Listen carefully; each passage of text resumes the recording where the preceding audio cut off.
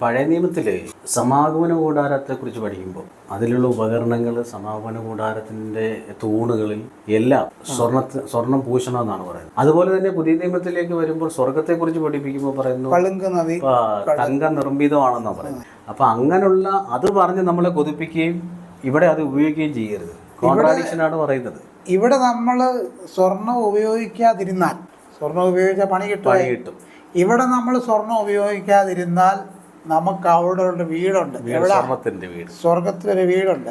ഇന്നാളെ ഒരു സഹോദരി പുള്ളിക്കാരത്തിൻ്റെ വീടൊക്കെ സ്വപ്നം കണ്ടിട്ടൊരു 100 പേജിൻ്റെ ഒരു പുസ്തകം എഴുതിയായിരുന്നു. അപ്പം അത് നിറച്ച് സ്വർണ്ണമാണെന്നാണ് പറഞ്ഞത്. മൊത്തം സ്വർണ്ണ കട്ടില്, സ്വർണ്ണ കസേര, സ്വർണ്ണ നിറമുള്ള ആപ്പിള്, സ്വർണ്ണ മേശ, ഭിത്തി സ്വർണം, വഴി സ്വർണം, ഒരു രക്ഷയില്ലെന്നാണ് പറഞ്ഞത്.